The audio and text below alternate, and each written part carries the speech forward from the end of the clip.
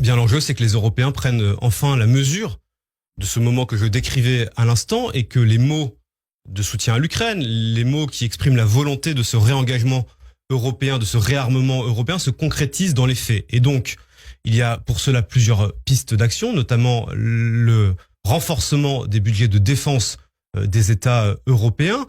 C'est ce qui va normalement être autorisé par les instances européennes en permettant de sortir les dépenses de défense du pacte de stabilité et de croissance, les fameux 3%, pour faire en sorte que les États puissent investir de manière plus nette et plus franche dans la défense. C'était une vieille revendication française. Très vieille demande française, mais nous sommes dans un moment français.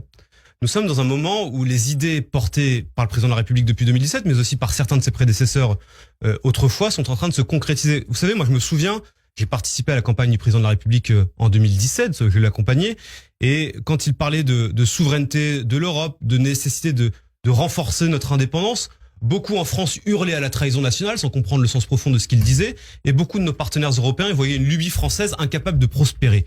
Bien, 8 ans plus tard, malheureusement, les faits donnent raison au président de la République, et nous y sommes. Et donc, ce Conseil européen doit permettre de renforcer la défense de l'Europe, et moi je crois que il faut notamment emprunter pour être capable de faire un grand plan d'investissement pour permettre de produire des armes en Europe, ce que nous ne faisons pas suffisamment. Par exemple, 80% de l'aide de l'aide militaire qui va en Ukraine, ce ne sont pas des matériels européens. Ils sont payés par l'Europe, ils viennent d'ailleurs. Et donc il faut qu'on développe notre base industrielle et technologique de défense en Europe. C'est pas que de l'argent, ça. C'est des années pour construire des usines, former des ingénieurs. Ça va pas venir tout de suite. Mais on est capable de faire plus vite. Regardez ce que font les Ukrainiens. Au début de la guerre, ils produisaient pas ou peu.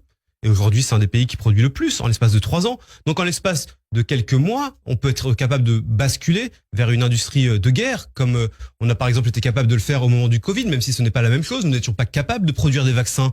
Et en l'espace de quelques mois, nous sommes devenus le continent qui produisait le plus de vaccins et qui en exportait le plus dans le monde. Alors, on a une puissance industrielle en Europe qui est immense. Encore faut-il savoir bien s'en servir. Alors,